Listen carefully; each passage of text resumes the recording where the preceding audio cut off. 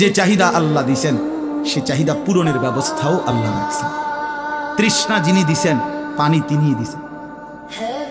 যিনি ক্ষুধা খাবারের চাহিদা দিয়েছেন তিনি হালাল খাবারের ব্যবস্থাও রাখছেন। ঠিক লজ্জাস্থানের যে চাহিদা এটা আল্লাহ তাআলাই দিয়েছেন, সেটা পূরণের জন্য হালাল স্ত্রী আল্লাহই ব্যবস্থা রাখছেন। তুমি ওয়েট করো, অপেক্ষা, কুত্তার মতো হয়ে না। সারাদিন বেডি নারী ছবি, না এটা জানোয়ারের স্বভাব। এমন অসংখ্য ছেলে আমাদের সমাজে আছে সারা রাত উলঙ্গ ছবি দেখে, সারাদিন সারা রাত মোবাইলে তার কামে হলো এই বড় মোবাইলটা ছাড়া একটা মিনিট সে বাঁচবে না। মাছ যেরকম পানির থেকে উঠাইলে ছটফট করে মরে যায়, এরকম মরে যাবে, পাগল হয়ে যাবে, অস্থির হয়ে যাবে, সব হারাইতে রাজি, যে মোবাইল হারাইতে রাজি। আমার চোখে দেখা সেই জ্যাঠা, আমার মামা, আমার মামি, ওরা আজকে কোথায় চলে গেল? তুমি কি কোনো লাশ দেখো নাই? কেমনে এত লম্বা সময় নামাজ না পড়া থাকে ভাইয়া? 365 দিনে খোদার একটা বছরে। এই যুবক, আমি যদি তোর জন্য কাঁদতে পারতাম, এক বছর কোনো দিন যুবক কোনো দিন ফজরের নামাজ পড়লা না, হায় হায় মুসলমানের বাচ্চা এত বড় বেঈমান কেমনে হইলা, কেমনে হইলা ভাইয়া? এই চোখ আল্লাহর দেওয়া, এই কোন দুর্ভাগ্য চোখ যে চোখ তার রবের কালাম কখনোই দেখল না। হায় যুবক, হায় বাবা, যে চোখ তার মালিকের কালামই পড়তে পারল না, যে জিহ্বা তার রবের কালামই পড়তে পারল না। আমার তো মনে হয় ওই জিহ্বা কথাই বলতে জানে না, ওই চোখ তো কিছুই দেখে না। আমি দুইটা কথা সব সময় আমার মনে হয়, আরে একটা হলো যেই জিহ্বা আল্লাহর কোরআন দেখে দেখেও পড়তে পারে না, আমার কাছে মনে হয় এটা কোনো জিহ্বাই না, তার কোনো জিহ্বাই নেই।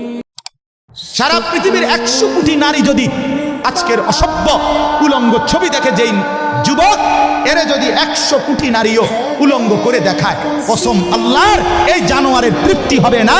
কিন্তু একজন পুরুষ 70 বছর 90 বছর একজন হালাল স্ত্রী দিয়া তার জিন্দেগি কাটাইছে। হালাল তৃপ্তি দেয়, হারাম কি দেয় না? আল্লাহ আমাদেরকে বুঝতাম।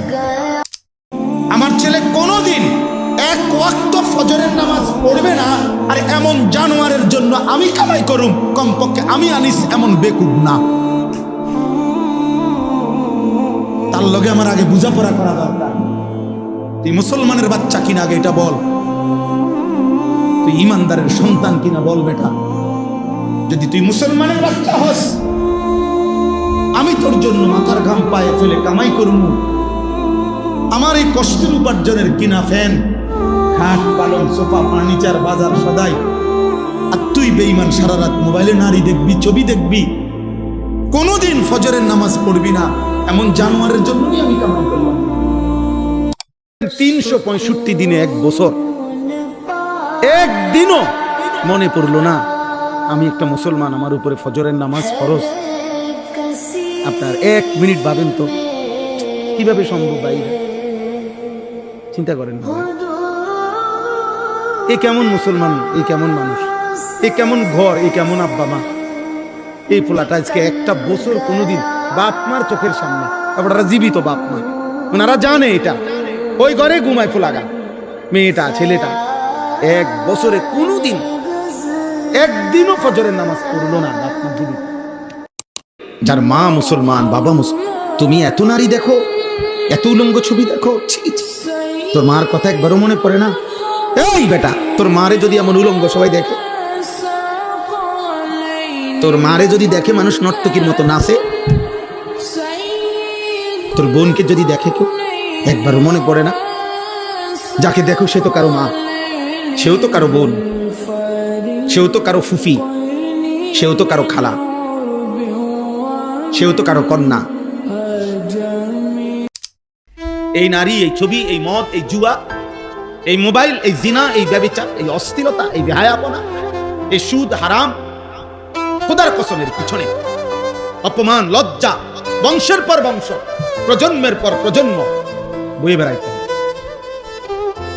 লোকে বলবে তোর দাদা অসৎ ছিল, তোর বাপ হারাম করছিল, তোর মা 2 নম্বর ছিল, তোর বোন 2 নম্বর ছিল। আমি তোমার সামনেই থাকি বান্দা, হাসলেও আমি দেখি, কাঁদলেও আমি দেখি, সেজদা দিলেও দেখি, নর্তকী দেখলেও দেখি। রাতভর মদের আড্ডা, জুয়ার আড্ডা, মোবাইলের উলঙ্গ আড্ডায় রাত কাটালেও দেখি, তাহাজ্জুদের সেজদা দিয়ে চোখের পানি ফেললেও আমি আল্লাহ দেখি। আমি দেখি বান্দা, আমি সামনেই থাকি, আমি উপস্থিত থাকি, আমি তোমার কাছেই থাকি, আমি তোমার পাশেই থাকি।